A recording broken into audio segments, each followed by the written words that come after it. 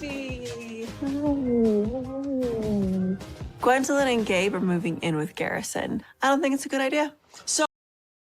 He typed the words quietly, his fingers barely steady, as if reaching back in time for something already lost. The text wasn't long, just a few heart-wrenching words sent to the show's producer, the same producer who had filmed his life since he was a child. I want to hate you for sharing the good times, but I can't.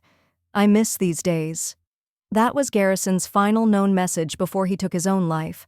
A son whose laughter once echoed through the Brown family's living room, now reduced to a quiet message filled with nostalgia, pain, and unspoken loneliness.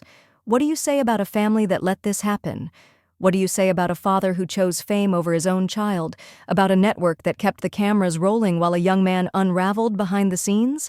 This isn't just a tragedy, it's the cost of putting a real, fragile life on display for entertainment. Welcome back, everyone. I'm David, and this is TLC Sister Wives Recap. Today's episode is not just another update, it's a wake-up call. If you care about this family, about the truth behind the polished reality TV smiles, you'll want to stay through every word.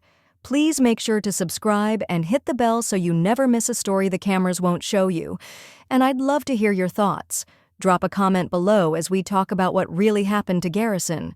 Because behind the lights, behind the fake confessions and the studio makeup, there was a boy, quietly drowning in neglect, in rejection, in the emotional fallout of a father's selfishness, and a system that chose ratings over rescue. This story won't be easy to hear, but it needs to be told. And once you understand everything, how Garrison's life was twisted, filmed, and commodified, you may never look at Sister Wives the same again. Let's start from the beginning. When the Brown family first stepped onto our screens, it felt like we were being led into a hidden world, one filled with smiles, laughter, and the bold promise that their unusual lifestyle could somehow work. But behind that first episode of Sister Wives was something far more calculated. Kody Brown wasn't just introducing America to polygamy, he was selling it. And he was willing to risk everything, including the emotional safety of his own children, to make sure the world watched. The show was greenlit on one condition, that Kody would take on a new wife, and that journey would be captured in real time. Robin became that ticket to fame. And from the very start, the children didn't get to choose. They were drafted into a spotlight they never asked for, their private lives sold in exchange for paychecks and airtime. Garrison was just a boy, wide-eyed, hopeful, a little quiet. He didn't understand yet what it meant to become a character on television. He didn't know that his childhood would be edited into entertainment, or that one day the show would air his worst moments over and over again. The Browns weren't just a family, they were the public face of a lifestyle that, under most laws, was still considered a felony. Polygamy had always been steeped in secrecy and control, and suddenly it was being wrapped in family-friendly packaging for millions of viewers. But the truth underneath didn't change. It was still a system where one man held all the power, where women were expected to stay sweet, compliant, and grateful, where children were taught not to question, not to feel too much, and never to step out of line. Kody thrived in the attention. He became the star, the voice, the center of everything. But for Garrison, life under those bright studio lights became a slow erosion of identity. Cameras were there when he laughed, when he cried, when he started to drift away from the family. Every disagreement, every awkward moment, every sign of strain, it was all captured, edited, and broadcast. He couldn't make a mistake without the world watching. And as he grew older, the cracks between him and his father grew deeper. But no matter how far apart they drifted, the cameras kept rolling. And that's where the real damage began. From the very beginning, Garrison's life wasn't just lived, it was broadcast for millions to see. From a young age, he was more than just a son in a complicated family. He was a character in a story that wasn't his own, a piece of entertainment shaped by cameras and producers. Every smile, every tear, every moment of confusion or pain was recorded, then edited to fit the narrative the showrunners wanted to sell. As Garrison moved from childhood into young adulthood, the emotional weight of being constantly watched began to crush him. What should have been private struggles, the fights, the heartbreaks, the moments when he simply needed space, were instead transformed into drama to boost ratings. The show took real pain and turned it into scenes for television, leaving no room for healing or privacy. The cameras weren't just observers, they were participants, turning family conflict into spectacle. His relationship with Kody, once a father and son bond, slowly crumbled under this harsh light. Kody's need to control and maintain his public image clashed with Garrison's growing desire to find his own identity. Instead of support, Garrison often faced criticism and blame from his father, criticisms that were aired publicly. The tension between them wasn't just private family strife, it became a storyline, a battle that viewers were invited to watch unfold. What's even more painful is that both Kody and TLC knew the impact this exposure was having on Garrison. Yet the show pressed on, continuing to profit from the very moments that were tearing the family apart. The network capitalized on the drama, while Kody used the spotlight to defend a lifestyle that was breaking his children emotionally. Behind the cameras, Garrison was struggling deeply, with rejection, with identity, with mental health, but the show framed it as just another episode in a family saga. The human cost was real, but the business of reality TV didn't care. Instead, it pushed the story forward, exploiting Garrison's pain for entertainment and financial gain. It's this cruel cycle that kept the cameras rolling, even as the damage became impossible to ignore. During the intense years of the COVID seasons, the rift between Kody and Garrison grew wider and deeper until it became a chasm that broke something inside Garrison. The distance wasn't just physical, it was emotional and public. Kody's attention and favor shifted heavily toward Robin's children, leaving Garrison and some of his older siblings feeling abandoned and sidelined. On screen, Kody didn't just ignore Garrison. He actively painted him as the villain in the family drama, making him the target of blame and criticism in front of millions. This wasn't just typical father-son conflict anymore. It became a public spectacle, a harsh judgment broadcast for everyone to witness. Kody's words and actions hurt far beyond the cameras. They cut deep into Garrison's sense of worth. The father, who was supposed to protect and support him instead, used his platform to isolate and shame him. It was a betrayal that couldn't be undone.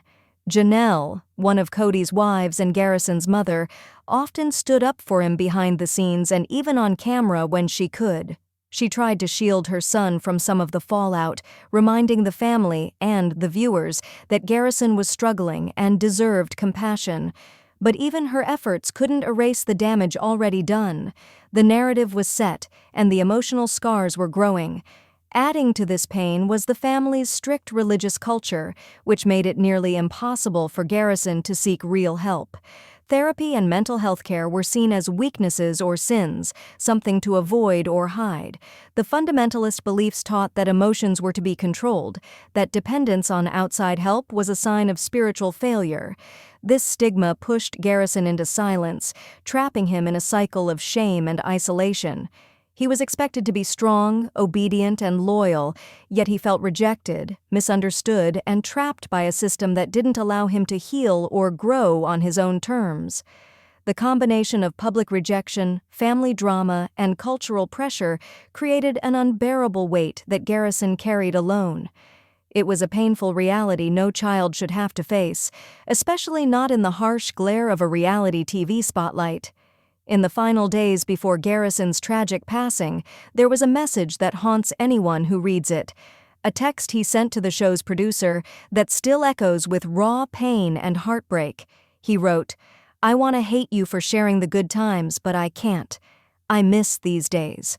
Those words cut through the surface and reveal a deep struggle between love, loss, and the heavy weight of what was being exposed on national television. What makes this message even more chilling is the context behind it. Despite Garrison's clear emotional pain, the cameras kept rolling. TLC, the network behind Sister Wives, continued to film the family's private moments, capturing the unraveling of a young man's mental health for ratings and profit. Instead of stepping back to protect him, production pushed forward, blurring the lines between storytelling and exploitation. Behind the scenes, the situation was spiraling out of control. One producer, overwhelmed by the family's distress and the ethical conflicts of filming such raw trauma, actually quit the show. This silent protest speaks volumes about how ignored Garrison's pain had become. Yet the show's executives and crew carried on, prioritizing the show's success over the well-being of those living it. Meanwhile, the family itself remained fractured and silent in different ways. Kody was largely absent, avoiding public responsibility or meaningful engagement with his son's suffering. Robin, often seen as the family's spokesperson in recent years, was dismissive, refusing to acknowledge how deeply the show's spotlight was damaging Garrison.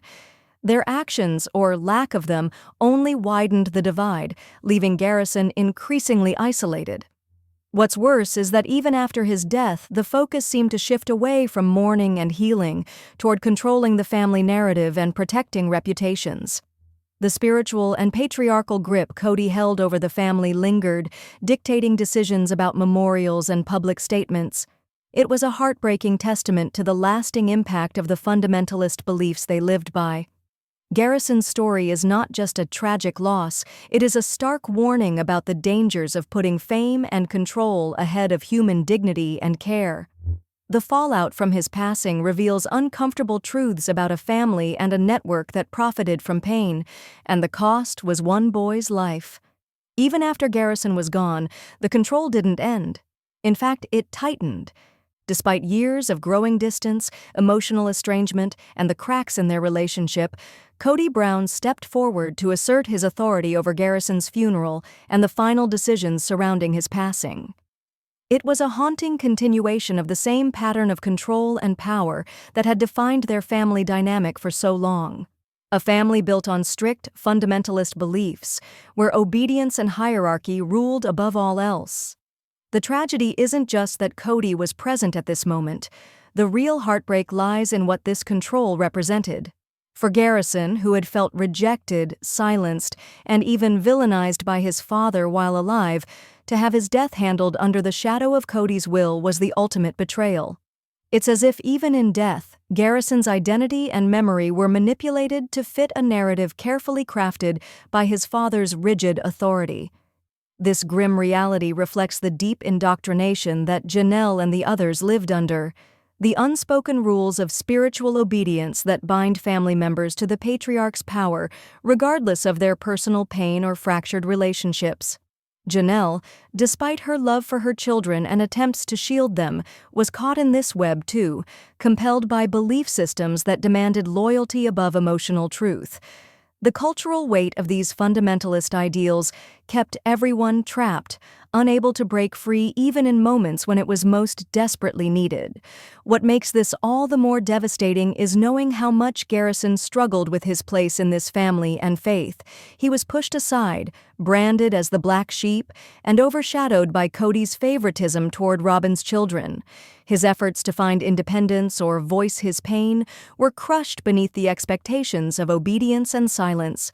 Yet even in death, his life was not his own. It became part of the same narrative Kody wanted to control, a final exertion of patriarchal power that denied Garrison the dignity of his own story. The public only saw fragments, funeral scenes, memorials, official statements, but behind the scenes, the family was still caught in the same cycle of pain and control. This wasn't just about mourning a lost son or brother. It was about a father who refused to let go, a culture that demanded conformity, and a system that prioritized image and obedience over genuine healing. For those watching from the outside, it raises hard questions. How much did Kody's control contribute to the silence around Garrison's pain? How many times was his suffering dismissed or ignored because of this rigid family structure? And most painfully, how could a son so clearly in need of love and support be used, even in death, as a symbol to uphold a broken system? Garrison's passing was more than a tragic loss. It was a final chapter in a story where control, betrayal, and heartbreak were intertwined. His death exposed the harsh realities of a family bound by unyielding beliefs, where even love became a weapon, and where the boy who needed healing most was left to carry the scars alone.